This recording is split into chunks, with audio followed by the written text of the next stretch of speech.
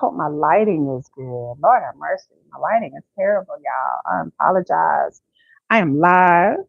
Welcome to my channel. Welcome to my channel. I'm the infamous Kiki.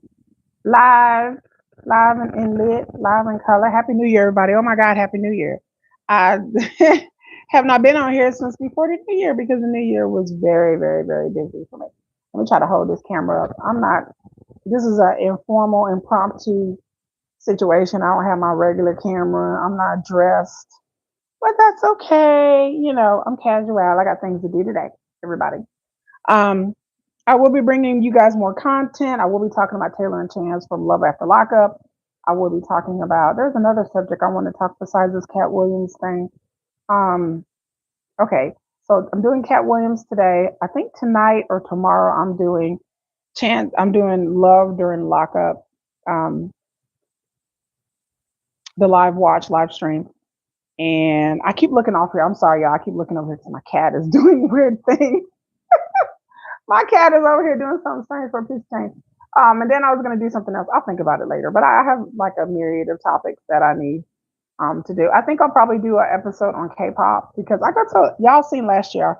If you look at my vlog section, I go to K-pop concerts and I actually like K-pop. And like I said, I apologize y'all for this bad, horrible lighting, but it's my bedroom. It is what it is. I'm so sorry. Oh yeah, I'm also going to do a weight loss thing because I'm starting Ozempic in about a week or so. So, and Jehovah's Witness. I'm going to do a Jehovah's Witness video. I've been trying to do a Jehovah's Witness video for like 3 years. Y'all know. Some of y'all used to know. You don't know who comes to this channel. I used to be a former Jehovah's Witness, and so I'm going to do a video about that. So that's just so like, share, subscribe, share the video, or whatever, whatever, whatever. Like I said, this is very impromptu, y'all. So I apologize for the sound ahead of time. I apologize for the video quality because I'm on my cell phone.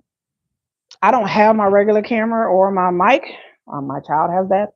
So there we go. So, welcome to my channel. Everybody's talking about the Katt Williams interview that he did with Shannon Sharpe. Apparently, Shannon Sharpe has a channel or a digital thing. I know who Shannon Sharpe is, very much so. I know the NFL Hall of Famer. I'm a football fanatic. I didn't know because I don't follow these people offline or out of their profession. I didn't know Shannon Sharpe had like a podcast or a YouTube channel. It's kind of all that in one. It's a little bit of something for everybody. I didn't know, Shannon Sharpe had it going on like that, but he did a very good job. He interviews celebrities and former sports people and all that stuff. Never watched it. The only reason I heard about the Katt Williams thing, who was talking about it? I forgot who was talking about it. I heard it on some show that I watched. They were talking about the Katt Williams, and then I haven't listened to it. It's like 2 hours. I listen to expert. I think Karen Hunter. I'm a subscriber to Karen Hunter. So I was listening to her show, and then I went to another show. I forgot the other one was, and listening. So some of you, no doubtly, you have heard about the Katt Williams interview. You probably watched it or listened to the whole entire thing. I have not. I've just listened to excerpts, and so I'm not into. Let me do some disclaimers before we get down to the get down. Let me do a few disclaimers. Disclaimer number one: I'm not into comedians. Um, I'm not into comedy shows. I find Katt Williams funny. I actually been to a Katt Williams comedy show and I watched his comedy shows online. My late husband was into comedy a lot. He liked Katt Williams. He loved Dave Chappelle. He liked Kevin Hart. He loved all Cedric the Entertainer, Bernie Mac. My late husband loved black comedians. Like he loved black. Y'all hear me knocking over stuff? Child, excuse me. I'm sorry. Y'all hear me knocking over. Excuse me while I knock over things and break my cabinet. But my late husband loved comedy, and so that's the reason why I've seen specials and things. It's because of him, not because of what I wanted to see. So comedy's not my thing. I'm funny. Y'all watch my videos, y'all know I'm funny, but comedy, I just watching it for 2 hours. I find it tedious. However, I am going to go see Trevor Noah at the end of this month, and I'm going to do another vlog when me and my BFF we're going to go see Trevor Noah. Uh, so yeah, that's what I have to say. The second preface I have to say to all of this, and I try not to make this video too long. I am related to several people in the entertainment industry, not in the comedy industry, but in the entertainment industry. I have one relative that is married to a producer, that current producer that produces music for all types of people. and she's married. Her husband's a producer, and so she's behind the scenes in the music industry. I also have a cousin that was on a reality show. I won't say which reality show. I won't say who it was, but she was on a reality show for quite some time, for at least 3 or 4 years, I think. And so, yeah. I also have a second cousin. It's my cousin's child. I won't say who she is, but she is very famous. Like if I said this person's name, y'all would trip out. I've never. She's in the movie industry. I already said she. I already get okay. I've never reviewed my cousin's movies, and sometimes she watches my videos. So hey girl, and I won't reveal her name, but if I said her name, y'all would know. I wouldn't have to say all of her name, and y'all be like, "Oh my god, second cousin." And I, like I said, I like her movies, but I've never reviewed them on here. I've never mentioned her name, and I will never mention these people's name because they're just my relatives. My family, my great aunt actually married into a famous family. No, it wasn't the Jacksons. People ask me that all the time. Was it the Jacksons? No, it was not. But it was adjacent, Jackson adjacent. My aunt married one of their uncles, and so she married into that family. She married one of their uncles, and they were married for a long time. One of my relatives is by a blues singer by the name of Lefty Bates. If you look up Lefty Bates, that's one of my relatives. If you know Chess Records, some of you old time music people know Chess Records. I've had 3 great uncles who were session musicians for Chess Records, and those same uncles were session musicians for Booker T and the MGs. If you know who that is, they played with him. They also were session musicians for Motown. So my family has been involved in the entertainment industry. Not me personally. I don't sing. Y'all don't want to hear me sing. I may dance a little bit. I get to get my little K-pop roll on, but that's about it. So my family has had a long history of being around or involved in the entertainment industry, either in the background or in the forefront.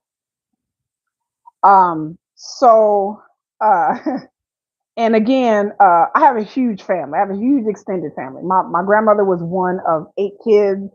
My mother was one of 7 kids. So I have lots of cousins, lots of great uncles and aunts and nieces, and all kinds of people. So, that's just a little background of where I'm coming from. So when I talk to y'all about the entertainment industry, it's not like I'm just talking because I'm guessing or I watched some documentary on the internet. It's because I have relatives who are actually part of the industry. So I'm coming to you from a kind of like an insider. And like I said, I won't say people's names and things that I know, because some of the stuff I've asked people about, and I'll say less about that. I'm not here to debate whether Katt Williams is telling the truth or not. I don't know. Like I said, I don't run around in comedian circles. Most of my family, like I said, they're actors. They don't know a lot of comedians like that. And they're in the music industry. They're actors and actresses, stuff like that. Reality show, top tier reality shows. If you want to say there's a tier, but so I don't know if Katt Williams is telling the truth or not. I don't know what he's saying has any validity or not. But I am here to make 2 points and 2 points only. Point number 1. Well, more than 2 points, 3 points. Point number 1. Me personally, I don't like when Black people, especially in certain industries, drag other Black people who are just employees. Katt Williams, I listened to, like I said, I didn't listen to the whole thing, but I listened to excerpts where he's talking about certain roles that were offered to him by the studio that he didn't want to do, and he's perfectly within his right to refuse any role that he doesn't feel comfortable with. That's him. If he don't want to, do anything for pay and do something strange for a piece of change, I admire that, because people in Hollywood will sell their soul for a jelly roll. I mean, I'm not gonna gloss over that, because people have to compromise and do what they have to do to put food on the table and feed their family. So if he doesn't feel like he wanted to do roles for certain people, and people in Hollywood have turned down roles, I could bring up famous examples where people have turned down roles because they felt uncomfortable with the content, uncomfortable with what they had to do. Maybe they had to do a nude scene, maybe they had to do a sex scene, and they were like, I just can't do this. So It has happened, and depending on the role, sometimes it doesn't. Nothing happens. They just turn on the role and they offer it to somebody else. Sometimes in Hollywood, depending on what role it is, how big the movie is, what's the situation, if your friend is trying to put you on and you turn down the role, that may make you look bad. Just like a job. If I'm working at a job and my friend's like, "Man, I need a job," and then you're like, "Okay, I'll get you an interview," and then they interview and they're ready to hire you, but then their friend like flakes off, that does make you look bad. Same thing about Hollywood. Some roles friends put you on. Like he was talking about Martin Lawrence putting them on. I don't like I said, I'm not familiar with all these movies he was talking about. I know about Big Mama's House and stuff like that. But some of these other roles, I had to go back and look it up because I was like, what? This is stuff that happened literally like 30 years ago. Like we're not talking about stuff that happened yesterday or today. We're talking about stuff that happened 30 years ago. So if this stuff did happen, it just sounds a bit like sour grapes to bring up something that happened 30, 20, 30 plus years ago. I mean, we're talking about movies in the 90s, in the early 2000s, like, that Katt Williams was talking about. So that was my issue. Is just people bringing up stuff that happened a long time ago, and I'm like, well, why didn't you bring it up back 30 years ago? Like, why would you bring this up now? So here we're going into my second point. When people bring up stuff and try to roast people, usually it's because they have a comedy special coming up, they have some kind of new movie or new project or something coming up. All this is done is basically give Katt Williams free publicity for his new comedy special. So all of y'all are being duped. Y'all like Katt Williams telling it like it is. We have no way of verifying what he's saying is real or fake or imaginary or exaggerated, because I don't believe really when it comes to comedians, I really don't believe half the shit they say anyway, because comedians will just exaggerate things just to tell a good story, because most comedians or all of them are good storytellers. They know how to weave a good yarn. So, and so, a lot of times they'll embellish things. Just depends on what project they have coming out. So to me, this is really kind of a ploy for Katt Williams to get free publicity, because he does finance his own tours and his own comedy and his own stuff. He does do this. He is self-made. He don't have a lot of like backing with agencies and stuff. Like, Kevin Hart is like a whole brand. So he doesn't really have that kind of backing. So he has to get it how he get it. And I respect that. But I don't respect getting your attention and getting free publicity off the backs of other entertainers. So back to what I was saying. When he was talking about these roles that he were offered and other comedians roles that he turned down, the other comedians took the role. Why are you criticizing the other comedians that took the roles? Why aren't you not bashing the companies? Because these movies don't write themselves. Most of the comedians that starred in these movies, they didn't write these movies. They didn't produce these movies. The studios did. So if you're going to bash anybody, why are we not bashing the studios? Why are we not bashing the writers? Why are we not bashing the people that came to you and offered you this role, which was most likely a producer or a casting agent or something? When you read the script and was like, no, I'm not going to wear a dress or whatever, for example, why are we bashing Ricky Smiley, who may have taken a role? I understand he talking about Martin Lawrence was trying to bring him on or whatever, but I'm sure Martin Lawrence didn't write that movie. Martin Lawrence didn't write that movie. Like somebody else produced and wrote that movie and collaborated with him. But it's not like the studio is going to green light a movie just because Martin Lawrence told them to do it or Ricky Smiley told them to do it. They're doing it because they think it'll make money. Context. Here we go, context. Back in the 90s, back in the day, for a lot of people who weren't around or just don't realize, there was a whole slew of movies where men wore dresses. There was Mrs. Doubtfire, there was Dame Edna, Hairspray had John Travolta in it. These are all white actors doing dressing up like mothers or aunties or whatever. And it was in other countries too. In France, they had a whole TV show. I forgot the name of it, y'all. I forgot it. But like I said, one of the biggest celebrity had her own TV show was Dame Edna. Dame Edna was a man in England, and Dame Edna was everywhere. Dame Edna did TV shows, commercials, movies. Dame Edna was a huge thing in the UK. Mrs. Doubtfire was a huge movie here with Robin Williams back in the 90s. So there was a whole flux of movies where Hollywood, once something gets to be a hit, they try to capitalize on it over and over. You notice that in Hollywood. Once Marvel movies became popular, then everybody wanted a superhero movie. Once movies are made out of video games now. Now all these companies are scrambling to get video game IP. That's just Hollywood. You don't see a lot of besides Medea, besides Tyler Perry, you don't see a lot of actors, black or white, dressing up like women anymore, because that's not what was new or hot like it was in the night in the late 90s, early 2000s. That was kind of a trend thing. So people try to add some kind of conspiracy to it or something like that. Men dressing up as women go way back. Like before you believe dip in, I tell everybody, before you dip into conspiracy, go back and look at history. Go back and look. People are like, well, only black men are dressing up in drag. I'm like, no. This is worldwide. They have movies in India. They have movies in Asia where men are dressed up like women playing various roles. This is not just an American thing. This is not just a black man thing. This is not just a United States thing. This is not just a white man thing. This goes back to the old vaudeville days where women could not be on stage in America and in England, a lot of European places. Women weren't allowed to be in vaudeville shows. So you would have a vaudeville troupe. Maybe there would be a woman in it, and she was there to be the cute girl. She was up there, dancing, shaking her groove thing, and all the men are like, ooh, or she was singing or playing a harp or something, and just there to look pretty. She was there for the cheesecake. A lot of women back then were not doing comedy. They did not think women could even do comedy for the longest time in the earliest centuries. Like around the heyday, the golden age of vaudeville, like between 1900 to like 1930, before radio, before TV. A lot of there was not that many female comedians. There was not a lot of female doing comedic things. Any race. The women were just considered to sit there and look pretty, go out there, be a chorus girl and dance, and that's it. Men dressed up like women back in vaudeville days. They played grandmothers, aunties, big mamas. They played all of that. They got up there and was the comic foil for they'd be a straight guy, and then they would be the man dressed in drag. Even if you want to go back further than that, back into like England, when they had like the Shakespearean plays in theaters, women weren't allowed to be in theaters.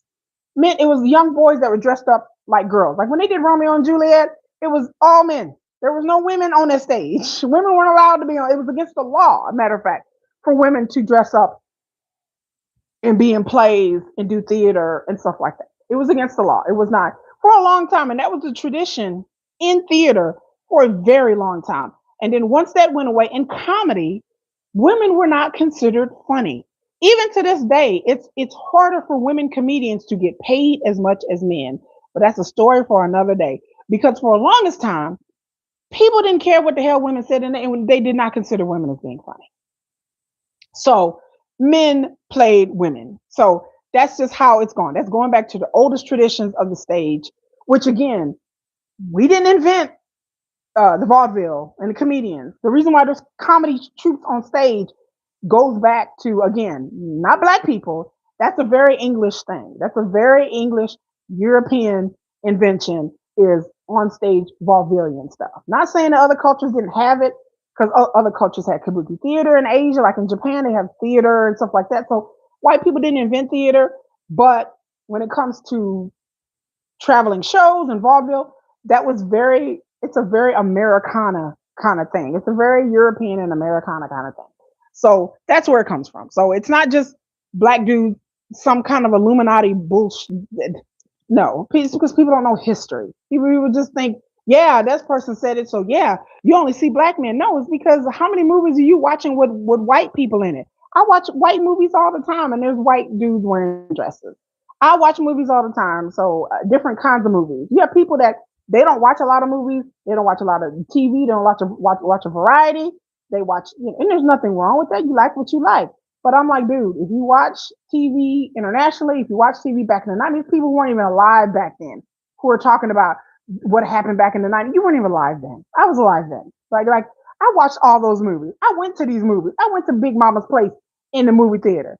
I went to see the Clumps in the theater. So don't tell me about what was popular. Nobody had a problem with it really back then. Now all of a sudden everybody got a problem with it.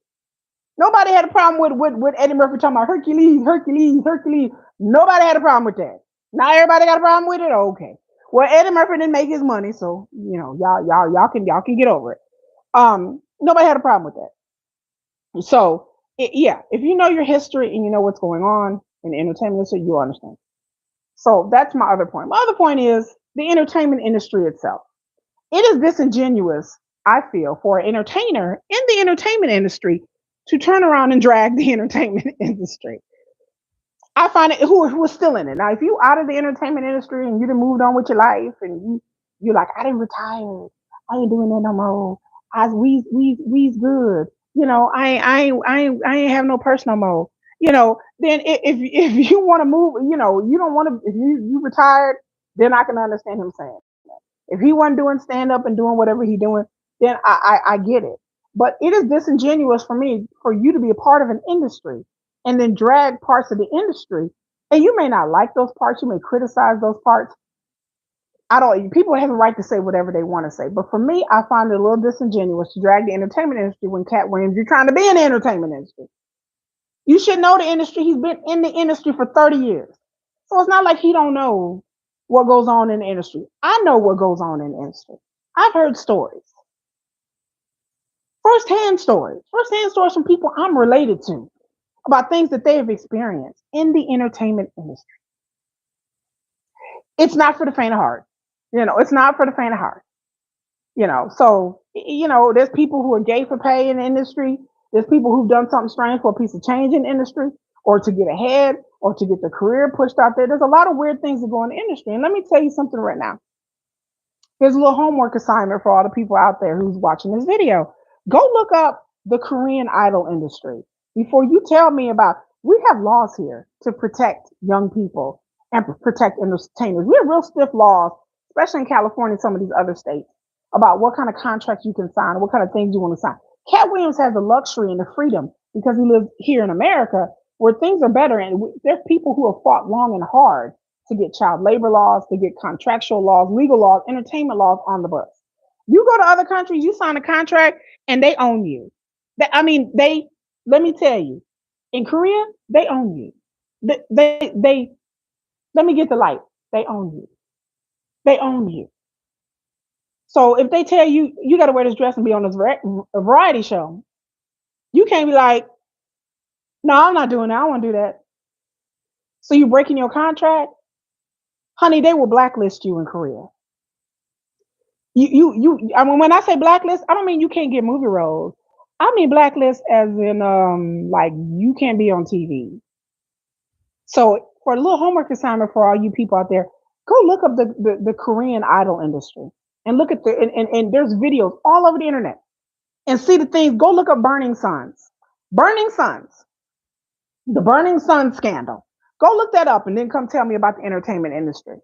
Burning Suns was a whole scandal where former K-pop idols ran a club and baby, there was all kinds of crazy stuff going on that involved the police, producers, drugs, you name it. They should make a movie out of Burning Suns because it is crazy. Like when you learn about the Korean entertainment industry, which is a $1 billion business that brings money not only to these companies, but also to the whole country of Korea because they're kind of like a socialist democracy. But you will understand what it means. When you sign a contract over there in Korea, they own you. You can't say no. They come to you and be like, we want you to stand on your head and wear a Care Bear costume. Oh, you violating your contract? We break your contract. You owe us like $1 million now. They own you over there. Their contracts you can't get out. Here we have legal protections and laws. We have entertainment lawyers. Over there, they had to make new laws within the past 6 or 7 years to even like the people over there getting abused, y'all. Physically abused. You go on stage, you can't perform. I'm sick. You can't just be like, well, I'm sick. I don't feel good. Tell your manager, I don't feel good today. I'm gonna be late to practice. Oh, you gonna be late to what? Oh, you going Oh, you late to? Now you know you can't let us down, right? Now you know your bandmates are waiting for you. Now you know the chairman is gonna be upset because you didn't make it to practice. And last time you was out there dancing, you didn't look good. It wasn't good. You got to be here. But I'm sick. I got to go to the hospital. Well, you talking to me on the phone, ain't you? So if you can talk on the phone, surely you can get here in time for practice. That's the Korean industry. This is for the actors, it's for the singers, for the presenters, for people that are in the entertainment industry. Period. A lot of these heads of CEOs of these companies learned it from America. And then they've been able to perfect their cruelty because Korean laws are much more lax. It's much more lax when they have underage girls, you know, wearing slinky outfits, singing suggestive songs, stuff that would never fly here in America. There would be an uproar if you see a 14-year-old with little booty shorts and a halter talk talking about, "Hey baby, let me show you, let me look in your eye." People be like, "What is hell? How's that little girl? She 14, 14, 14. The fuck she doing on stage with some girl? She a 14-year-old on stage with grown women." People be like, what's she wearing? What she wearing? That I'm and like I said, I'm not trying to drag K-pop. I'm just trying to show the parallels between that actors and entertainers over here wouldn't last one day in the Korean system. They wouldn't last. They would be so outraged. They would be so overworked and tired, and they would sign contracts and they really don't get paid that a lot. They would be shocked.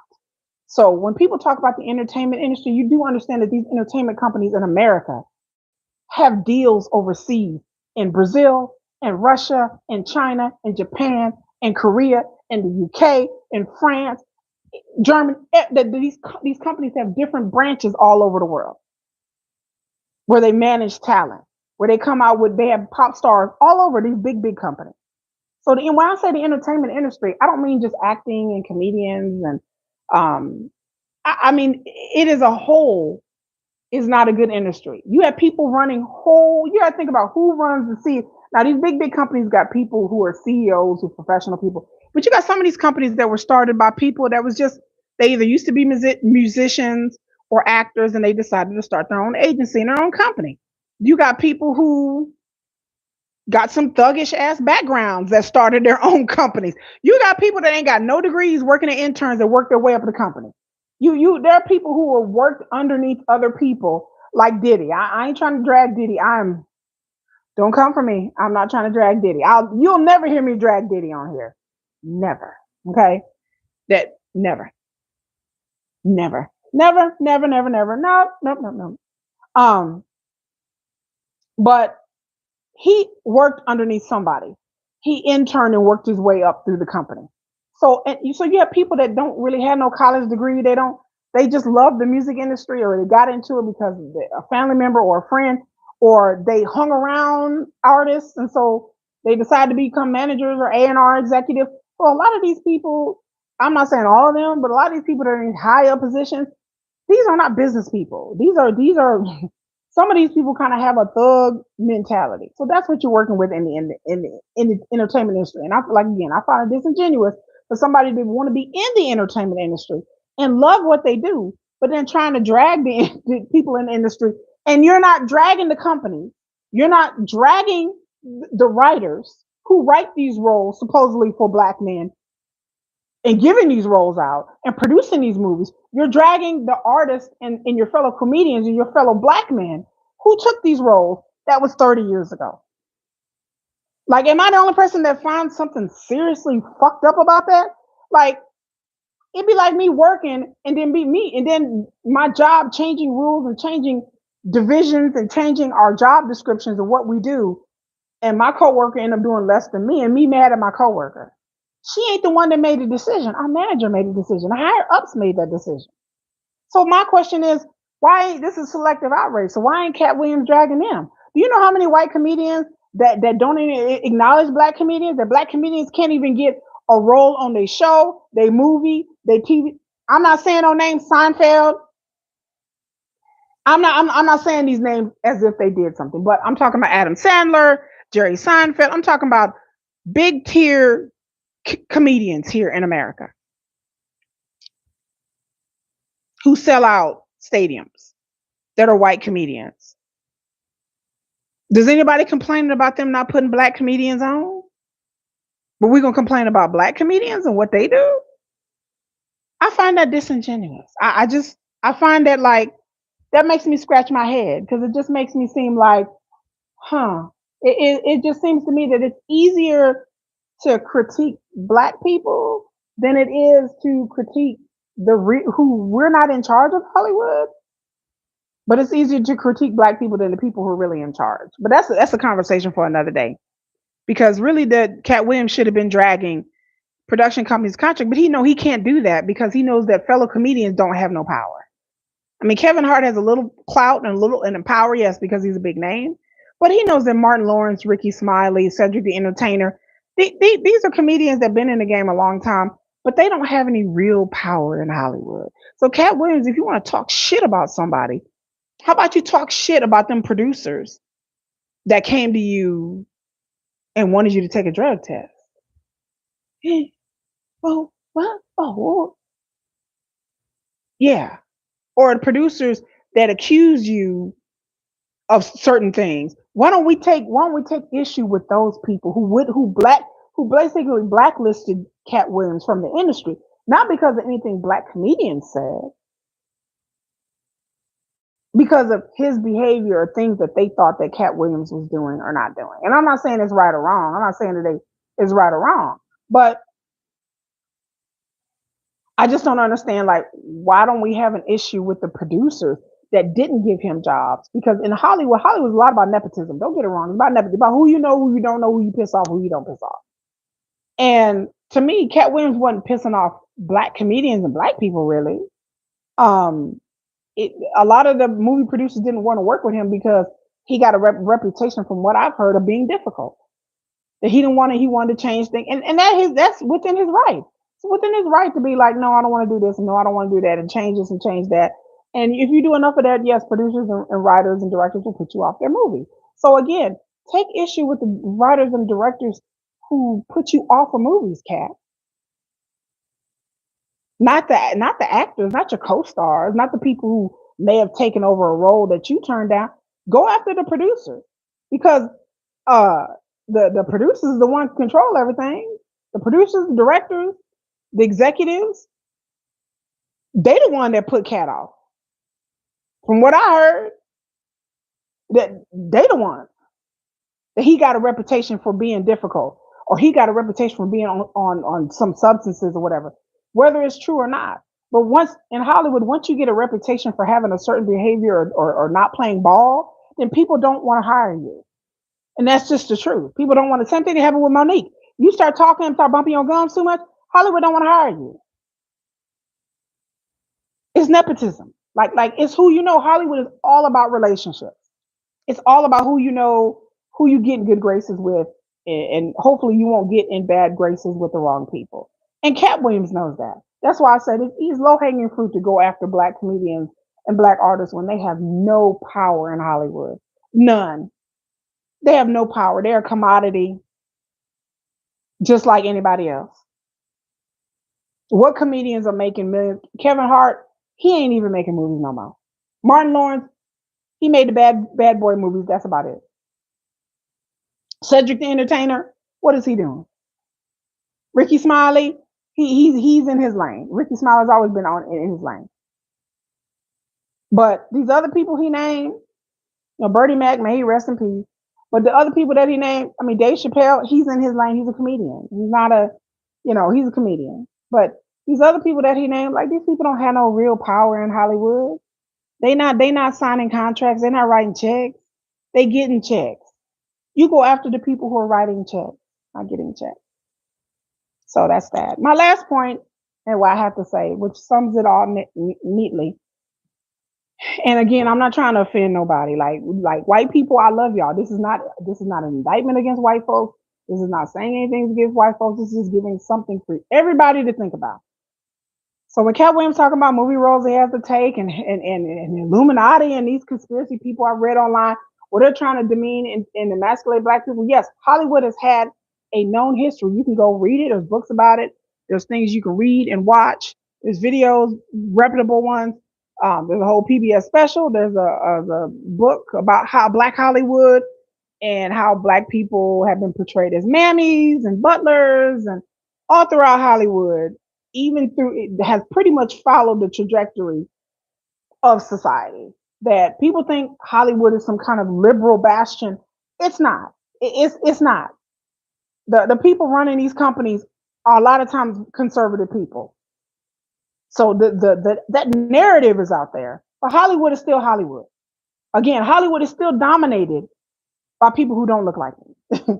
Like you have actors and actresses out there who are scratching and surviving. Y'all heard about Taraji P. Henson thing and her indictment about what happened with the color purple and behind the scenes. And again, this, considering everything that's happened, the proof is in the money. Color Purple didn't make that lot of money.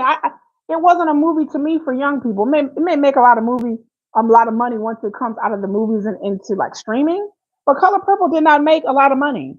So for all the complaining about the budget and all this and that and that, and granted, there are industry standards that should be followed, and I'm all for it. And I think people should get paid what they're worth. But people know that let me say it to the people in the back, black movies with all black casts don't make good money. I'm sorry. Don't at me. That's just the way the industry goes. People are like, what about Black Panther? That's a superhero movie written by Stan Lee, written by white people. It's a superhero movie. It's fantastical. When it comes to black dramas, black musicals, black, even black comedies don't make that much money. You know, blockbusters starring black people or black dramas, black period movies, serious movies, don't make as much money as other movies. Color Purple to me was a movie for grown folks, people over my age. I didn't know a lot of 20-something year olds going to see The Color Purple. It just wasn't happening. So now it came out Christmas, and it's like number what, five, six. So the proof is in the pudding. And I don't mean to sound crude or harsh, but the entertainment industry, it is what it is. It's about money. It is a business at the end of the day. Yeah, it's about people being artists and art form, but at the end of the day, it's y'all still a business. It's still good. Hollywood still wants to make money off of your entertainment, off of your art. Black people talk about, well, black people not paid enough, and black people they don't get this, and they don't get that, and they don't. And then when the black movie do come out, nobody go see it. So miss me with that. Miss me with that bullshit. Like, miss me. I'm tired of the fake outrage.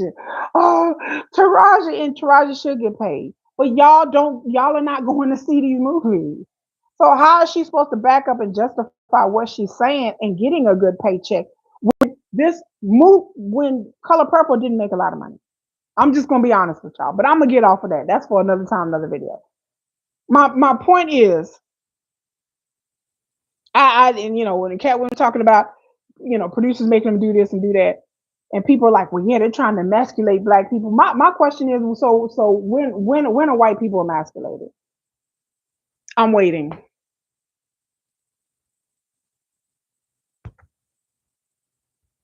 So when are white men ever emasculated? That's my question. That's my question for today, for y'all to think on. So I've seen white men do gay. There's a whole thing in Hollywood about, yeah, if you go gay, you're gonna get nominated for an Oscar. That's a whole like inside joke. I've seen white women portray real life gay people, gay characters. I've seen white men be in drag, whether it be serious, funny. I've seen white men be gay. I've seen white men make out with other men on the screen. So I've seen white men be silly, white men be funny. They talking about what they're trying to embarrass black men. I've seen white actors who are straight, or nominally or supposedly straight, do all kinds of roles, and they're like considered, this is comedy. It's comedy. It's funny.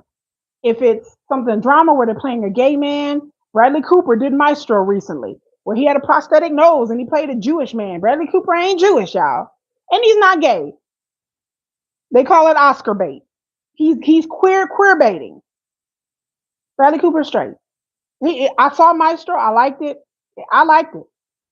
White men have been playing gay roles forever. No, does anyone say Bradley Cooper is not masculine? So I ask people not to do anything to the white people. I love y'all. My kids are biracial. So when are white men going to be emasculated?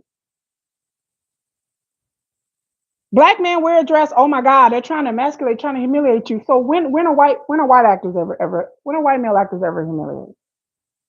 I've never heard anyone say that. When are white male actors? They can do whatever they want. When are they emasculated? If you've seen Pretty Things, I don't know if y'all heard of Pretty Things. I haven't seen it, but I heard it's all Pretty Things is off the chain. but it has a Oscar-winning cast, and it's this avant-garde film, Pretty Things. People said it's real dirty and smutty. So imagine Pretty Things. They're talking about there's Oscar buzz, and there's buzz about Pretty Things. It's one of those Oscar darling movies. So this movie has apparently gratuitous themes and disturbing themes, gratuitous sex scenes, right? So just imagine if Pretty Things, if the lead character wasn't a white woman, what if she's a black woman? What would be said? What do y'all think people? What do y'all think black people would say?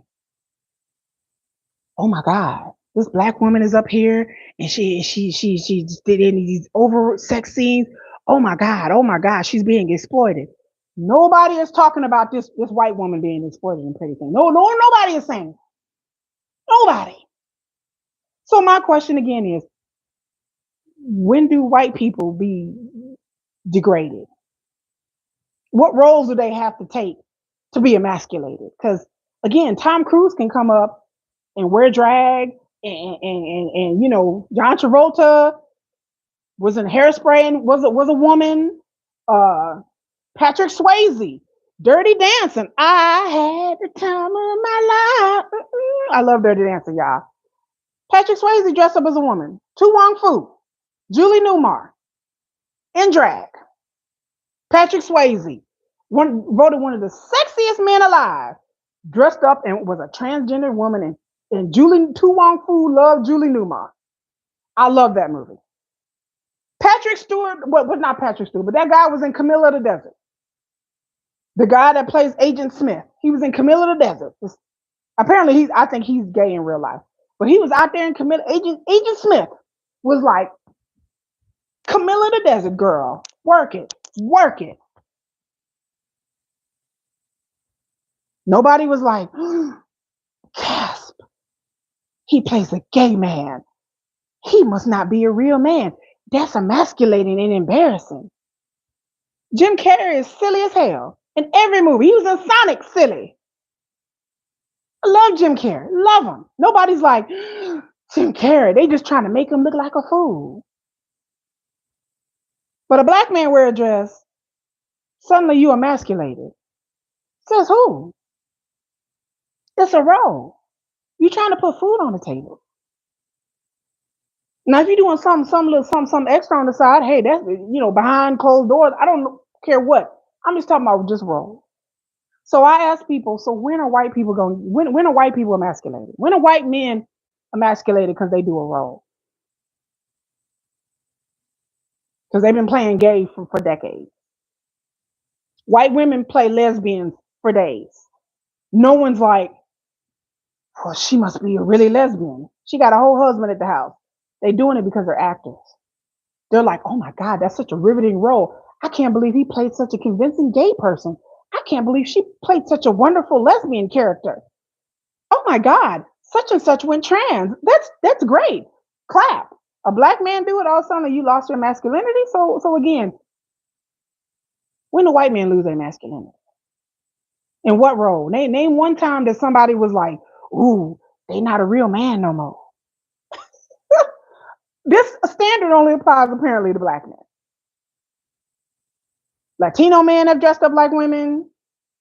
Shit, you watch the Latin channels, they whoo, baby, it's on and popping. I didn't see all kinds of things on them Latin channels. You watch some Latin variety shows, you will see all kinds of shit. You will see like little people. You will see men dressed like women. You will see women in hooker boots dancing with toddlers. You'll be like, what is happening? I watch some Latin shows, y'all. I'll be like, what is happening? You'll see all kinds of things.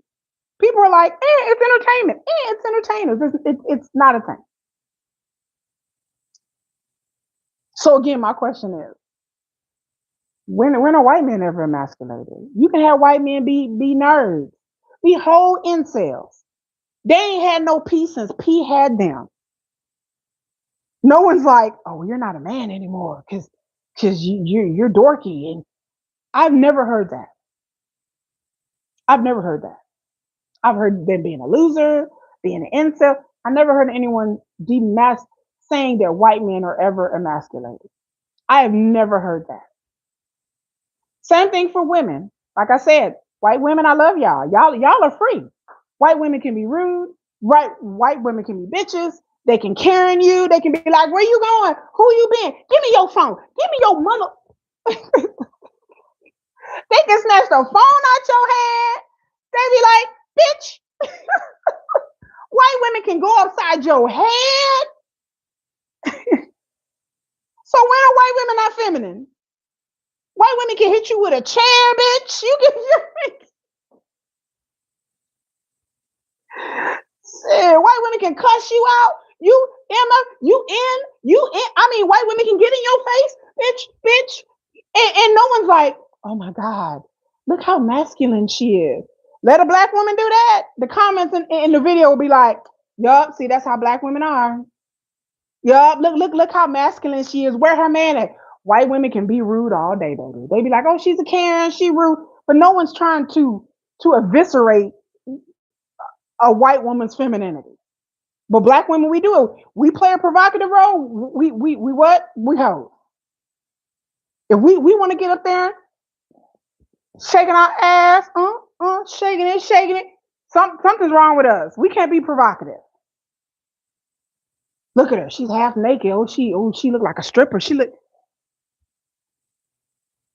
Lady Gaga can come up there wearing a bikini and some pasties, and y'all be like, oh my God, she's avant-garde. And I love Lady Gaga. No, I love you, Lady Gaga. But she can come up there with pasties on, looking fit as hell. Because Lady Gaga, at one time, her body was fit. Baby, she's still fit. She can come up there with pasties on and a thong bikini. Oh, she's so avant-garde. Look at her. She's just breaking barriers. Oh my God, she's breaking barriers. Let Meg Thee Stallion get up there. Oh, look at that hoe. Look at her. Look at, she got her ass out. Look at titties out. Look at Cardi B. Oh, look at her. Look, she nasty. Oh, she's so nasty. Why did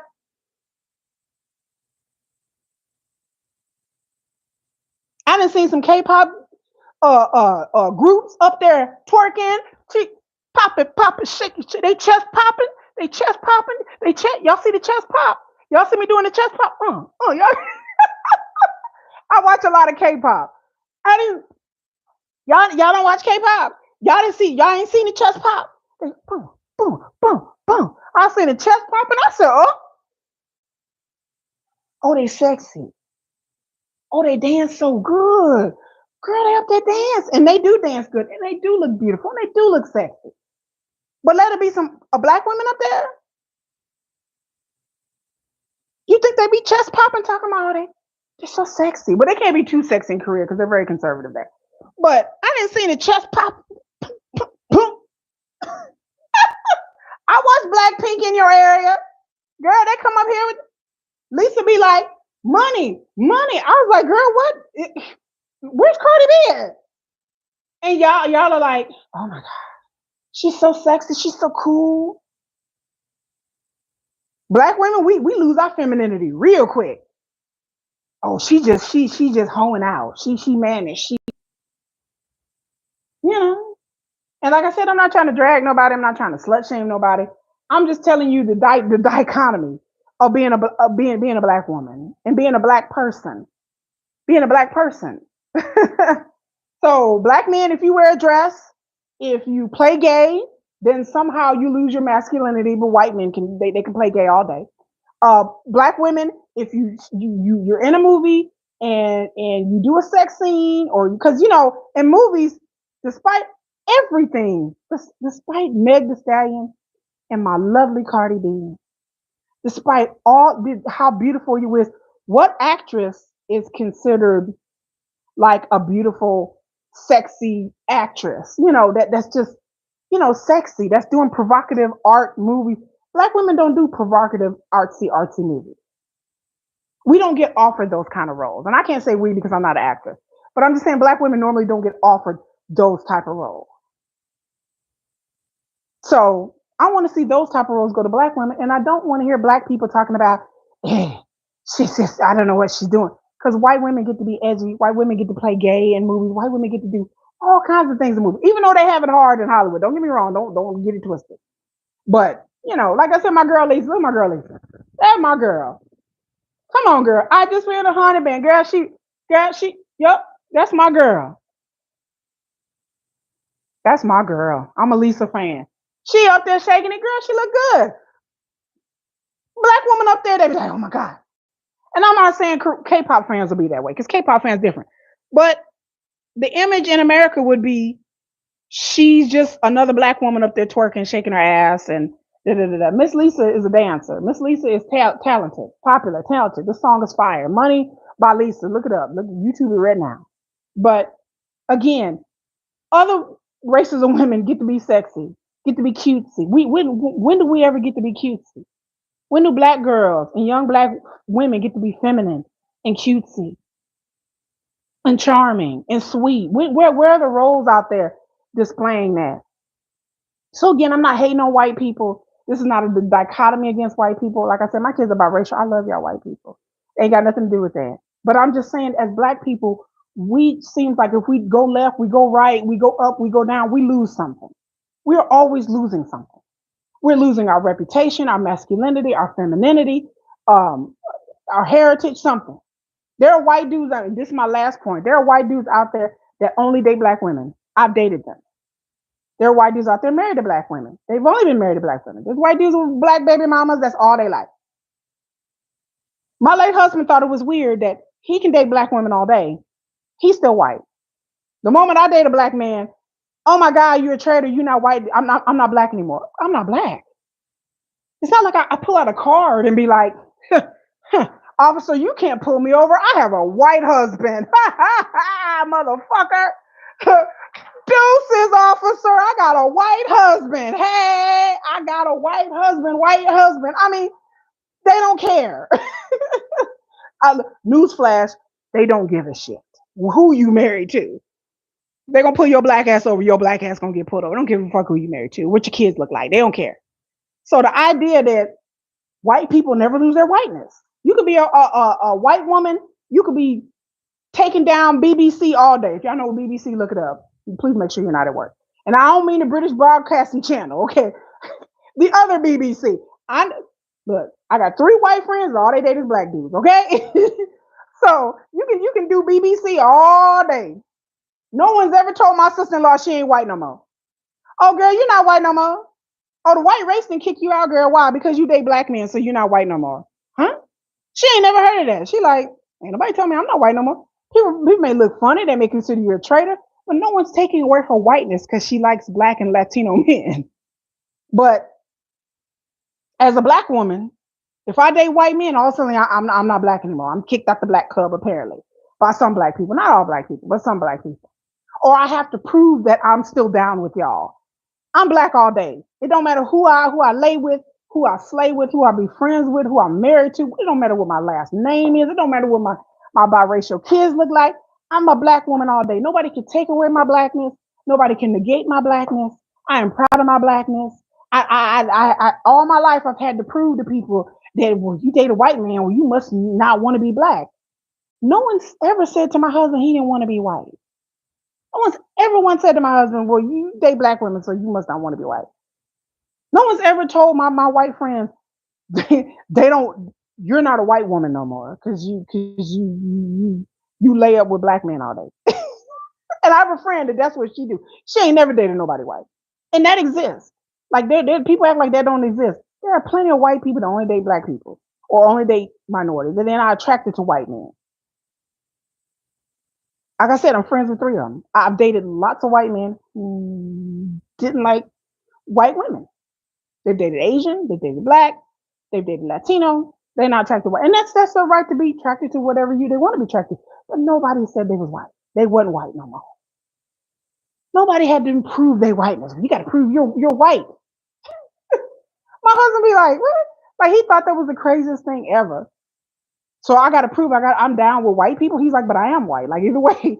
And he's like, matter of fact, he caught more hell for being married to me than if he was married to a white woman. So there wasn't no, it wasn't no, same thing with me. It wasn't no privilege me being married to a white man. It wasn't. Matter of fact, people would hate on me more. So that's why I say it to people when it comes to Hollywood and people talking about Black Hollywood and people talking about roles and gender and masculinity and black people. I said, black people stop gatekeeping your own oppression. Because that's what black people do. We are so mind fucked that we gatekeep our own oppression. That these rules that have been set up by who? Not by us. We haven't set up these rules. We didn't set up these rules. Who determines what's masculine and feminine? You go outside of our cultures, it's changing. So who set up these rules? Is it European standards? These American standards? Set up by who? That's not that's not my ancestors' standards. Africa is totally different. Before they were colonized, it was something different. My Native American ancestors, they have something different. My Asian brothers and sisters, they have something different. Even in Europe, Eastern Europe, behavior and dichotomy of masculine and feminine is two different things. The way we dress is different. The way they look at whatever they're wearing is different. There are men out there wearing a kafka, which you would probably look at it and be like it's a dress. Your masculinity and your femininity don't get taken away or put on because of what clothes you're wearing or what role you play in a movie or a TV show. If you're a man, you're a man. If you're a woman, you're a woman. You carry yourself accordingly as a human being first. You carry yourself as an adult, a person with integrity. If you don't want to do certain roles, hey, I'm all for that. I'm all for that. But the idea that there's some kind of cabal or Illuminati, like people give that much of a fuck about black people. I'm telling you, in the industry, they don't. In the industry, we're a non-issue. We just like, oh, okay. We're not running the industry. So black people are not a threat to much anything in the movie industry because we're not heads of movie theaters. We're not heads of companies. We don't own movie theaters. You got to think, for all the movies that black people go see, what movie theaters, like I know Magic Johnson owns theaters, but other than that, we don't own a lot of theaters. We don't own AMC and Lowe's. We don't own none of these movie theaters. So what power do we have in Hollywood? I think there's only like 3 black CEOs, like executives. I said not CEOs, executives. But we ain't got no black CEOs in Hollywood. They ain't running Disney. They ain't running Universal. They're not running Paramount. They're not running none of these companies. The ones that's in the C-suites, we're not in the C-suites. I think Disney has like 2 black C-suite executives that I know of. Paramount and the other ones, maybe 1 or 2. Most of the writer rooms are not very diverse. There's not a lot of premier upper tier black writers in Hollywood. There's just not a lot.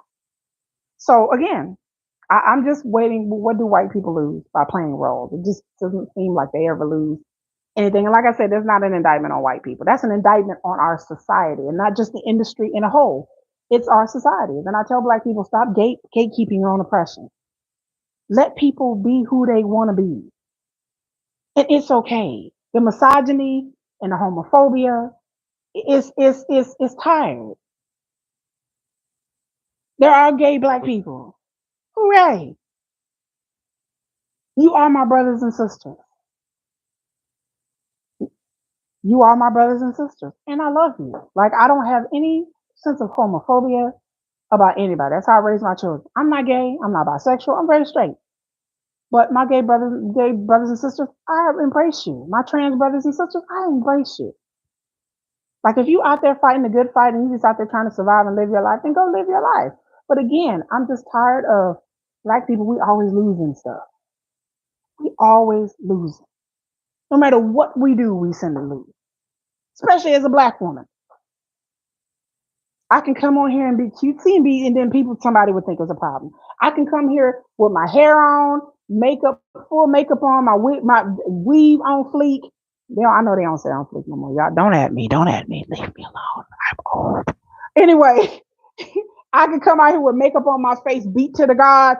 Somebody would have something to say. But then I have content creator friends who are of a different hue that do their videos and barely do anything. Nobody says anything. And it's mostly black people. Because black people love criticizing other black people. I don't. But black people, isn't that what we do? We will drag another black politician in a minute, but don't hold a white one responsible. Black people will be in a room full of white people, and then one black person will look at you sideways, and they be like, "What that bitch looking over there?" I don't do that, but I've seen it. I have seen it to the gods. I've seen it. I've seen black women be three black women in a room, and I was with a black woman co-worker, and she sized up the other black woman. So the white women, we not looking at them. We not, there's like 20 white women and like three black women. So we ain't worried about, well, what is she wearing? And look at her hair. And I'm like, girl, where? That what woman over there? The black one? Yeah, look at her. That's exactly how my face was. Okay. I wasn't brought up like that. Maybe I'm different. I wasn't brought up to drag my own people. If anything, I'm gonna drag somebody else. But I wasn't brought up to dog my own people out. Now criticism is where it's warranted. Hey, I'm gonna do it. But there's some kind of real fucked up thing with us when we get some kind of glee, like Katt Williams. Yes, tell it like it is. Yes. And I'm like, I'm not finna sit up here, a black man tearing down other black men. Baby, you get the fuck out of here. I'm not finna celebrate. I'm like, hold on, what? What is happening? I'm not finna celebrate a black man tearing down other black men. Never will you ever hear me celebrate that. I'm not celebrating black women or any woman tearing down another woman, not unless it's warranted. But I'm not here to. I ain't about that. I ain't about that. I'm not about that. Cause I'm like, so why we not tearing down Jerry Seinfeld? What we ain't getting that Adam Sandler, or we ain't got no smoke for Ricky Gervais, or we ain't got no smoke for Ricky Gervais. We ain't got no smoke for Steve Carell. When you know what? Let me stop. Let me stop running my mouth. I know dirt on some of these people. And I'm like, we ain't got no smoke. We ain't got no smoke for.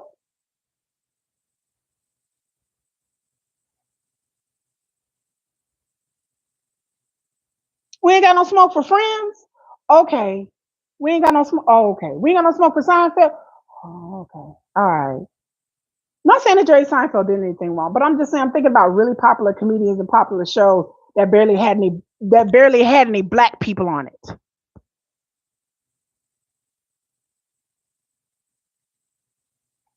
Just just pointing it out. Just a slight observation. I'm like, but ain't y'all all comedians? Like, don't y'all all run around in the same circles? Which they do. They do run around in the same circles. A lot of them do. But I'm just like, these comedians had multi-billion-dollar contracts. Adam Sandler has a multi-million-dollar contract with Netflix. He put his daughter in a Netflix movie. So where I'm like, where the black people at? Where the black? Where you at, Katt Williams? Oh, you,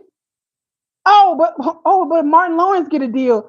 You expect to be in Martin Lawrence? Because I mean, I understand if you know a person, but this is the ridiculousness of Katt Williams' argument. This is the ridiculousness of it. I understand if you know people and people promised you things and they haven't done it. But again, like I said, this was 30 years ago. It should have been brought up then. And then you get mad at the executive that passed you by. That's your enemy. That's who you get mad at. But then, like I said, when it comes to all these outrageous claims by certain black people about certain industries, they know who to fuck with. Best believe y'all, they know not to fuck with certain people, and they know to bring up the other people who don't really have any power. So I'm gonna clap and be like, go ahead, Katt Williams, when he started bringing up Warner Brothers executives back in the '90s, and he talking about Diddy and his party. So we're not bringing up the Brian Singer parties or the Epstein parties or yeah, okay. Allegedly, we're not bringing up the industry. Y'all want to talk about Diddy? Why? Because he's black? He's the only motherfuckers that have parties with half naked men in it? Are you kidding me? He's the only black entertainer? No. He's the only he's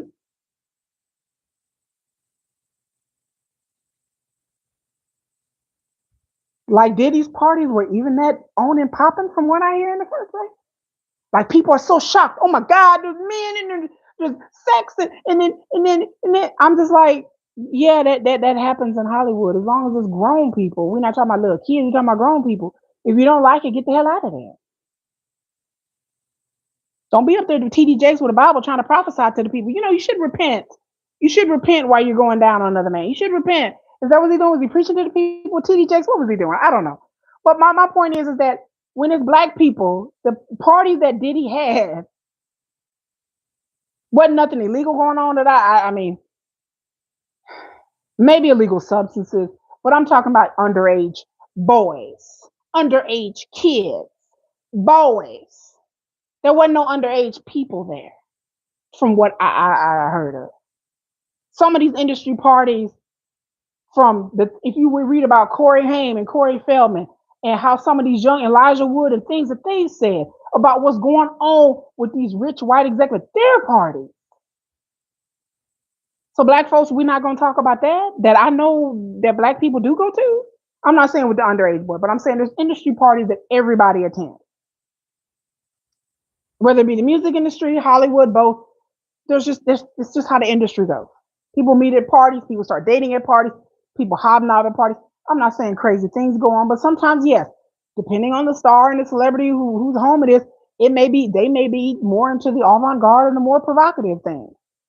And that's their right, as long as they're not doing nothing illegal. But if you don't like it, leave. There's a whole scene in Hollywood that's been around with entertainers since the dawn of time. Since there were troubadours roaming around England, strumming lutes and puppet, troops and stuff. In the entertainment industry and the art industry, period, is full of eclectic people. And when I say eclectic, I mean all kinds of eclectic. You have people in polyamorous relationships. You have people that's thruple, frupple, fipple, sipple, seven pull. You have all kinds of scenes going on.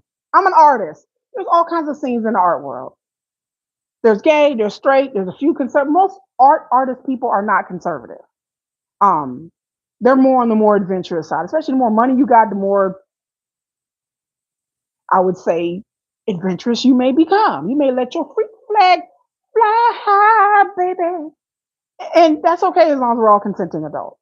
But the idea that somehow this is new, or when black people do it, it's titillating. Baby, there's been industry parties that happened back in the 40s and 50s during the Rat Pack days that people have told stories about. I want GBs. I won't say the word. GBs back in the day. Like we talking about the 50s and the 60s. They was wild. They don't get it twisted. They was wild. GBs. I'm not gonna say what the words stand for. GB. All I can say. And that's what went on back in the day. So, the idea that this is new, there's nothing new. There's nothing new. There's nothing new about comedians stealing jokes either. There's nothing new about that either. So there's nothing new about that. White comedians steal each other's jokes, have been accusing the people stealing jokes, stealing roles and jokes for years. Let's go way back. Let's go way back to when television and movies first came to be a thing. There's always been comedians that have stolen people's jokes and stolen people's roles. And there's famous comedian feuds comedians that backstab each other. And there's comedian beefs. Like there's beefs I've heard. I won't bring up names, but there are beefs where certain comedians don't ever like other comedians, and they roll in like different packs and circles, and they have like mad beef, and then they've gotten people fired. They've taken roles from people that told producers all kinds of salacious things or where they didn't get rules. Hollywood is full of scandal. Hollywood is full of it, full of scandal. And so the entertainment industry, period, is full of scandal. Like I said, if y'all want to know about the entertainment industry worldwide and you want to dip your toe into craziness, is look up Burning Suns, SUNS, Burning Suns. Go search it on YouTube and go look it up. And you will see numerous videos about what happened with Burning Suns, which happened in the K-pop Korea industry and what they were doing to women in this club. And these famous singers, famous actors, like a whole ring of people were drugging women and recording them and essaying them. And it's a whole thing. Entertainers here wouldn't last one day in the Korean system. And I said that earlier, just in case y'all just got here. They wouldn't last one day in the Korean system. Korean system, you sign a contract, you owe your life to that company. So go look up the Korean Idol system and the trainees and how these trainees start at 13 years old and how the things that they have to do. So if you really want to know about what's really happening in the entertainment industry worldwide, here we have laws, we have protections. I said that earlier, we have laws here. They don't have these kind of laws in China. They don't have these kind of laws in India. You know Bollywood movies y'all like? The Bollywood movies. Yeah, I love Bollywood movies. Them actors have to go through, heck, go and check how many Korean singers and actresses and actors have unalived themselves. Go look it up. You will be shocked to the things that these people go through, the scrutiny, the stress, the how much they working hard. Since they were 13, kids be 12, 13 years old in this system and working hard. So like I said, Burning Suns, go look it up. Another one you can look up, Omega X. I am here to tell the word about Omega X. My jaw dropped. Omega X is a K-pop group in Seoul, Korea that was very famous. And like one of them was sick, one of them passed out on the stage. The CEO of the company was there during the performance. She whooped the dude's ass. There's another group called East West. I think that's the name of the group. They're another K-pop group. When they were kids, they were beaten with baseball bats. When they got something wrong, they were whacked. They were hit till they were bleeding. They were knocked upside their head. They were systematically beaten by their manager. So I'm like, in America, that would never fly here in this country. You can't just beat on people, and especially kids, because they didn't want to practice or they weren't practicing hard enough or they got a note wrong. I mean, allegedly the guy took like the guitar string and wrapped it around his kid's neck and threatened him. You can look it up. So take a deep dive. I pour everybody into the Korean Idol industry and the Korean idols and the things that they have to go through, and you will be appalled, and you'll be like, Americans are complaining about this shit here. These motherfuckers have had like 3 hours of sleep in a week. Like, I mean, like I'm not exaggerating. Like this, it's brutal. It's not for the faint of heart. It's brutal. And the actors and actresses, who are not into the idol industry, the things that they have to do. I mean, last year there's so many stars that unalived themselves. Korean actresses and actors. I mean, it's heartbreaking. It's sad. And the over adultification of 13-year-olds that are dancing on the screen talking about, come get it, daddy. They doing a chest bump. Wait a minute, hold on. Okay, I know y'all want to see it. What? Y'all want to see my chest bump. I wanted to see that. But yeah, they have like 13 years old, like wearing little skirts and little schoolgirl outfits and little crop tops and showing I can't say tickle bitties because it's just bitties, but and then you're like, is this, that wouldn't be legal here. It would be really frowned upon here. But, look at the entertainment industry in China and Japan, Russia. Like, they have little girls out there in the girl groups. And you'd be like, I was like, what in the sand hill is happening here? So it happens. But the entertainment industry is not for the light of heart. It's not something I would advise kids to get into. Entertainment industry destroys you. And people are like still shocked about this. I'm like, okay, we still shocked about this? Do y'all know how many R. Kellys are out there in the entertainment industry? You know how many Epsteins are still out there? Lots. It's not an industry I would want my kid to get into. It's not an industry that I would want to be a part of. It's not an industry that you really need a strong support group and a strong base. You really need, a lot of love, a lot of you got to have a real thick skin, and you really have to make it an entertainment industry for a long time. You really got to have a lot of good people around you, but you're gonna have to compromise and do certain things. Now, like I said, I told people, K-pop industry, go look it up. Burning Suns, go look it up. Omega X, go look it up. You can see the videos online. There's some people do like 5-minute videos. Some people you want to take a deep dive. There are hour-long videos about the controversies in the idol system in Korea. And so you think people in America got it bad here? Katt Williams wouldn't survive one damn day because he would sign a contract and they would tell him, "Oh, you're gonna wear that fucking dress, like, or you're gonna be sued because we own you." They tell the idols they can't date, they can't do their own social media. Everything is heavily monitored, heavily scrutinized. I have nothing but respect for the Korean idols and the Korean system. I have nothing but respect for, and these are young people. These are youngins. These are teenagers to 20 something year olds. Y'all think BTS is just cute over there? Oh, my, oh, my, honey. They've been working since they was 15 years old. They give them all kinds of lessons, voice lessons, singing lessons, dancing lessons, media lessons. It's part of the industry in Korea. This is part of the K-pop industry. If y'all leaving comments, I'm sorry I can't see your comments. I'm sorry. I apologize. But I'm on my phone, and for some reason my phone be tripping, yo. But and I can't hit the comment button because I think.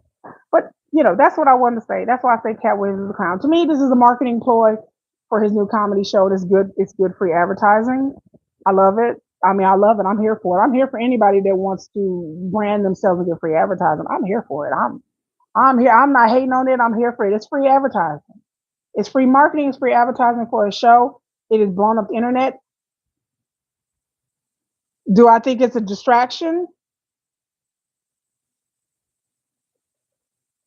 You know what, y'all? I didn't believe that shit. Okay, this is my last tangent. Okay, you know what?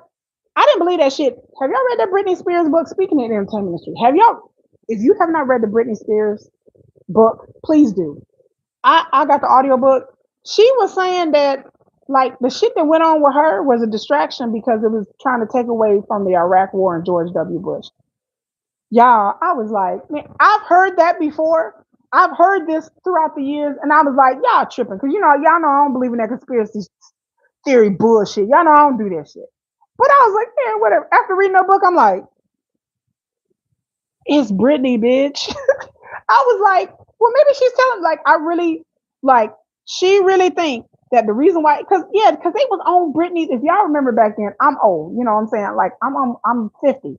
So I remember the whole Britney thing, and she shaved her head, and the paparazzi was up her ass 24/7. I remember all of that. She said in her book that she thinks it was a distraction away from George W. Bush War, and I'm like, no, girl, no, Britney.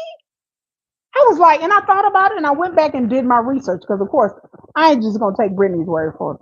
And I tell y'all, don't take my word for it. Y'all go back and research everything I said in this video. But I went back and researched, and I'm like, it did coincide with the Iraq War, and I kind of I didn't believe that the media did it, but like somebody had actually did a deep dive on the internet. You can look it up.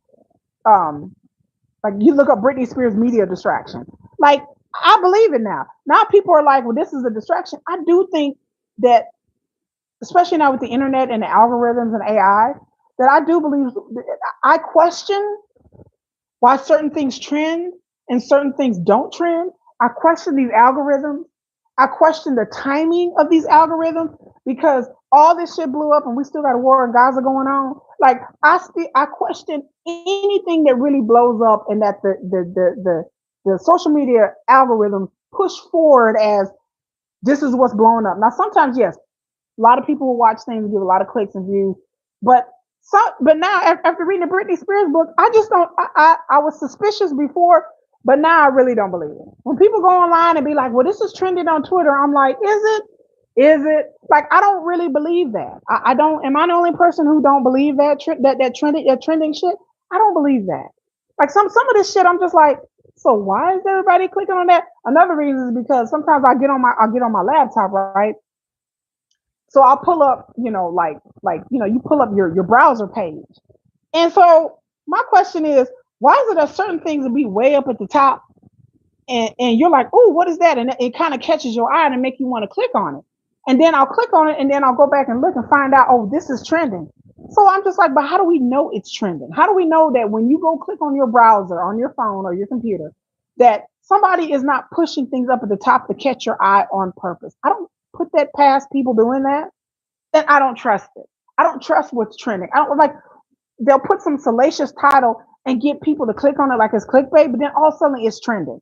There are certain things trending on TikTok. I'm just like, this is nonsensical. Some things make sense, but then some trends or dances or people, I feel like it's a setup. Like I know, and that goes me into woo woo land. And like I said, I am not woo woo. I'm not woo. I'm not conspiracy woo woo. But I really do honestly feel that certain things are pushed upon us based on algorithms, based on our identity, our data, and I think certain things.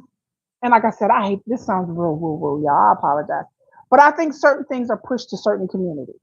I think that, and trust me, best believe they can tell whether you're black or not, or whether you're a demographic you fall into based on your choices and what you click on in your information. They have all of our data. Like, and so I think that sometimes certain things are pushed, or narratives are pushed, or certain things become popular. That I'll be scratching my head, going, "Why is this popular?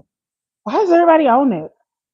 Like I said, I'm not trying to throw no shade at the Katt Williams thing. I don't really know, but I just question as to why this is such a big deal. Because to me, I'm just like, okay, he's talking shit. Like this is because you know how you sit around with your brother or your uncle, y'all talk shit about your coworkers and your family members, and you're like, man, Ray, I can't stand him. That motherfucker owe me $5. And then remember that one time I dropped him off at his cousin's house and he had a flat tire and I paid for that. Like to me, it's kitchen talk. That's why I think with Cat Williams. To me, it's kitchen talk. So as to why this blew up, when Cat Williams been talking the same shit, he said the kind of the same things in other places. I looked it up online. Like 2021, he was talking the same shit in another interview that was on a smaller interviewer and YouTube channel. So this is nothing new from Cat Williams. It's not like anything he said was really, that new. He's made claims against Cedric the Entertainer stealing his jokes for years. So this isn't new. And some of the stuff he was said that new that was, different or whatever, because he in other interviews he had has only been like 40 minutes, 45 minutes or less. But I'm looking online. If you look up Cat Williams and look up Cat Williams and Cedric the Entertainer or Cat Williams and Illuminati, you'll bring up a lot of stuff. You'll bring up a lot of interviews he's done in the past. So this is not the first time he said stuff like this. So as to why this blew up, maybe because it's Shannon Sharpe show, and I didn't even know Shannon Sharpe had a show. Like as to why this blew up right now, when things globally are popping off, I'm sorry, y'all. I throw a side eye. I'm not gonna say nothing. I'm not going, but I'm just gonna be like, really? I don't understand. Like, and I watched an old interview with him in 2021, and I'm like, okay, he's basically saying the same shit. So why is this a thing now? I'm just putting it out there. Y'all do I tell everybody, don't believe what I say. Go do your own research. You have YouTube. You're on YouTube right now. When you get through watching this video or look at your browser, look up Cat Williams interviews, and you will see that he's kind of said the same things. He's been consistent. So it's, again, I don't believe he's lying. He's been consistent, but I just kind of throw a side eye as to why this is all blowing up now. I just like, I don't know. And like I said, I don't want to sound woo woo because I hate sounding woo woo. Because y'all know I don't do conspiracy. Hello. I don't do conspiracy woo woo. My child. So I don't know, but y'all go look it up. Y'all judge for yourself. Come back and comment below and tell me what you think about it. What do you think about what he said? What do you think about the fact that it's a distraction? What do you think about the industry? Have you researched the K-idol and K-pop industry? If you looked up Burning Sun and Omega X, please do, and let me go back and watch some videos and then come back and be like, wow, because the Omega X thing is not anything. You can look it up. You can go on the internet and search K-pop idols, and scandals, or K-pop idol controversies, or K-idol unalivement, the word that starts with an S. Go look it up because it's tragic. It's a rabbit hole that if you into true crime and it'll take you down a rabbit hole that you'll be shocked. You will be shocked at some of the claims that former actors and singers in Korea have made about their companies, about things that they've had to do, male and female. There's a famous Japanese K-pop founder who there was a whole BBC special about things with him and men and J-pop idols. I went down that rabbit hole. It's a whole cluster of craziness. So go look that up. But just do your own research. Look up the Cat Williams thing. Like I said, look up the history of entertainers wearing drag or entertainers wearing dress. Look up all the history of that, where it comes from. There's videos out there. There's internet things out there. Don't just take people's word for it and fall into a conspiracy trap. Go and do your research. Get some context and some history. Back up what people are saying. Even me, even yours truly. Back up what I'm saying and go dig and search for yourself. And you will be shocked. You will find out a rabbit hole. You go from one thing to another thing to something else. And you'll be like, damn, I figured out stuff I didn't even know anything about.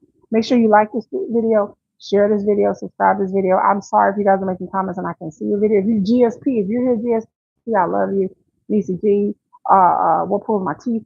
All the other regulars that I have on here, I love y'all. Like I said, and just keep in mind, again, like I said, Black people, we are gatekeepers to our own oppression, and we need to stop it. And we need to stop it. Nobody's stopping us but us. We are sometimes we are our own worst enemy.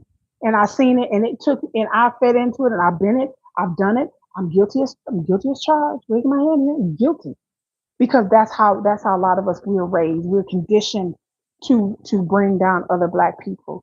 We're conditioned to weigh heavily critical on other people who look like us. But then people who don't look like us, we give them a pass. So I'm just saying that, I want equality. I want freedom. I want to be able to see Black stars with a bikini on and pasties and people calling her avant-garde and not a hoe. I want to be able to, a Black man, if he wants to create he wants to be the next Medea without people saying, oh, you're cross-dressing and you're gay. I would just like a white male would. They can come out and be gay and come out, well, not them be gay, but be gay characters and do all kinds of weird. I want a Black male actor to dress up, I don't know, like a tree and do like tree movie, tree the movie, tree, do something avant-garde. Like I like avant-garde, I like weird shit. And I want them to win Oscars. I want people to be like, you know what, that Black man dressed as a tree is just genius, fucking genius. It's riveting. He was a tree, like he had the leaves, and he was brown like a like the oak of a wood. He was so gorgeous. I want people to talk about uh pushing the boundary that we are innovators, we are creators, not just innovators and creators of rap music and twerking. I want us to be innovators and creators in all forms of life, but as an artist, I want us to be free to be all forms of free to be as brilliant and as talented as we are. And nobody coming back going, that's silly, that's stupid, that's emasculating, that's just humiliating. But then, a white guy can, you can be Jerry Lewis and be Nutty Professor talking about, ooh, ooh, ooh, and everybody's like, oh, Jerry Lewis is a comedic genius. Did you see the way he played the Nutty Professor? I mean, like, like, why can't we be silly? Why can't our men be silly and goofy and weird and people think it's genius? Why do we have to be gangsters and hood and yo man, yo man, yo man, yo man? I gotta be serious and we gotta be bad boys for life. And I love bad boys. Don't get me wrong. I love Will Smith. I love my bad boys for. But why does that have to be the image that we're selling across the world? This is the image that go across the world of rap music, of hyper masculinity. There's no, all of us, all Black men are not like that. There's some Black men that are nerdy. There's some Black men that are goofy. There's some Black men that are tender. There's some Black men that are all gruff. You know, not all of them are bad boys for life. Not all of them are the baby. Like, you know, and then, like I said, then when Black people don't get certain roles in TV shows and movies, that go to other people because they can't. They're like Hollywood goes, I can't really see him in that role or her in that role. Let's try. We need somebody less urban, which means Black, less Black. But then people get mad because they're like, I could have played that role. I could have been a role that's written, like race neutral. Then they're like, why didn't I get that role? Why didn't I get that role? Because at some level we want to be pigeonholed. We want to have y'all watch American Fiction. Like I have not watched American Fiction, but American Fiction very much seems like up my alley. Because American Fiction is about an author where he feels like he damned if we do and damned if we don't. He's writing books, but the people who keep getting popular are writing books about the ghetto and the hood. And you should write about the hood experience because again, that's what's expected. And he finds out that that's not only what's expected. You can't blame the white people, but the black people too. That they were like, why can't you write books like this? And why can't? And he was like, well, we're more than that, aren't we? Like, aren't we? Like, we should be. We should be more than that. We shouldn't be following around entertainers and comedians like they're gods.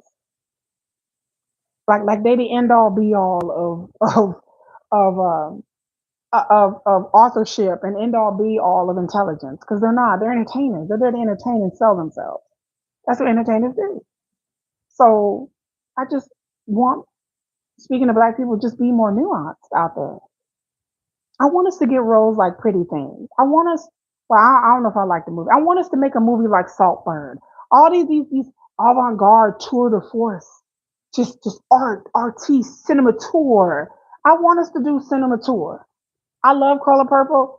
I'm gonna go see it on Tuesday. I'll come back and report to you. I love the original Color Purple, and it deserves more awards. Hopefully, it'll get nominated for more awards. But that's just classic black storytelling, which is great. But I want us to be outside of that. I want us to be able to get to be the quirky girlfriend. Where's the black rom coms at? We black people, we not romantic. We don't fall in love.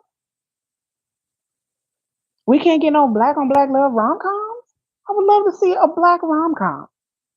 Not Kevin Hart silly, but most rom coms have a good looking guy and a good looking girl, and they fall in love, and it's kind of funny, and it's kind of cute, and it's kind of silly. I would love to see a black rom com with a good looking black man, a good looking black woman, and I want them to do all the silly romantic things about falling in love with maybe a little urban twist, like Candy Cane Lane or rom coms. I love Candy Cane Lane. It was hilarious. Me and my kids, we loved it. It's a cute, funny family movie with a little with a black twist on it, you know, with culture, dash of culture in it. I loved it. We need more like that. I would love to see a rom com about two black people falling in love with a dash of culture in it. So we should be able to play those roles. We should be able to do those roles. And like I said, I mean black people. I'm not an actress. But those roles should be available. And people and black people should support it. Y'all didn't support Color Purple. Sorry, but y'all didn't. So, black people want different. They don't, I love Power. Don't get me wrong, Power is great. But that's a certain segment of the population. Tyler Perry is great. That's a certain segment of the population. I understand and I respect Tyler Perry, what he did. What he did. People be hating on, I don't agree with everything he's ever said, but I respect him for what he's done. Because there was no way for him to go. He had to create his own. And I respect anybody who's create their own because there was really no market.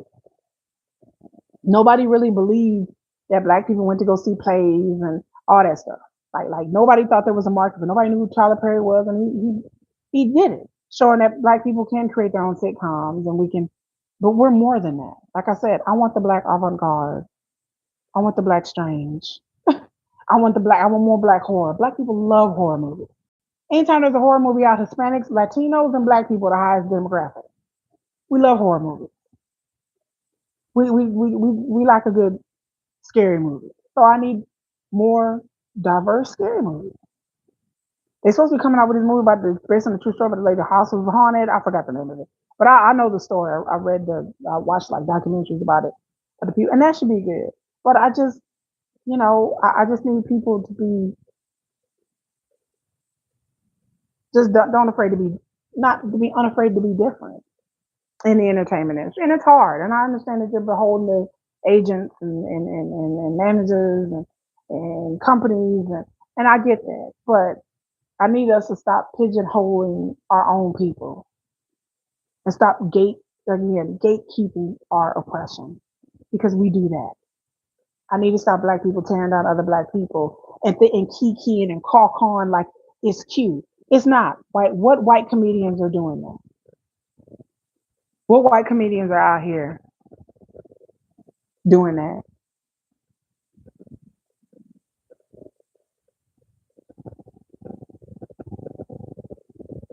Who is out here coming for Adam Sandler?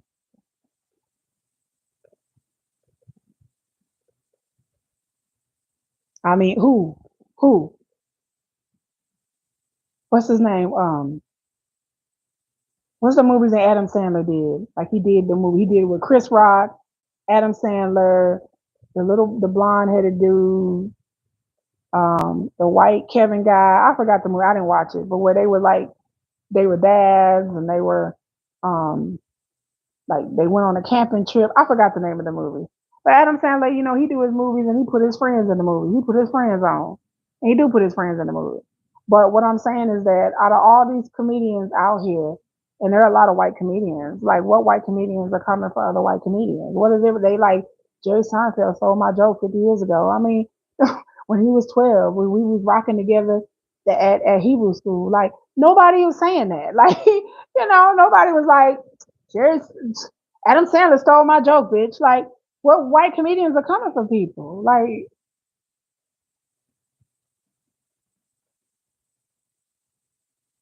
I don't hear that. What white comedians is making jokes about other comedians in their comedy special? I ain't heard about that. I mean, I may be wrong. I don't watch a lot of comedy specials, but I watch the Ricky Gervais one.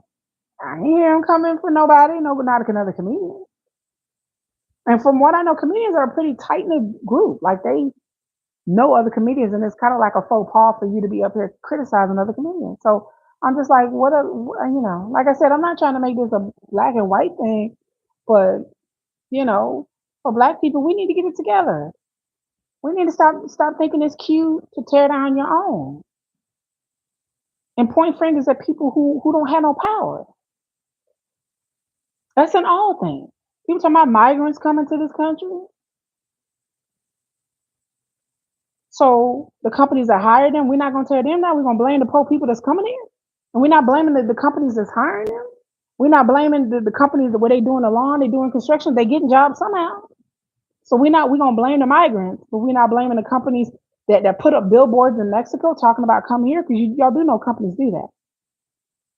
So if we would sanction a company and tax the companies and stop them from hiring migrants, don't you think that would kind of stop them from coming here? Yeah, but we want to blame the migrants and their kids and their dogs and people coming here instead of blaming the companies that hire them and want cheap labor because best believe they want cheap labor. It's called capitalism. So, you know, stop blaming low hanging fruit. Get the ones at the top because that's your oppressor, y'all. People at the top are your oppressor, not the people down here on your level. That's not your enemy. Your enemy's up at the top. Always remember. So I gotta go, y'all. This video's gone too long. My phone's about to die. I love y'all. Y'all stay sharp. Y'all stay cool. You make sure you like, comment, share, subscribe. And again, I'm gonna be back with more videos. Happy New Year, everybody. Infamous Kiki, thank you guys for being here. I know you guys are probably making comments and I can't read them. I'm sorry. Next time I'll get on my laptop. Bye.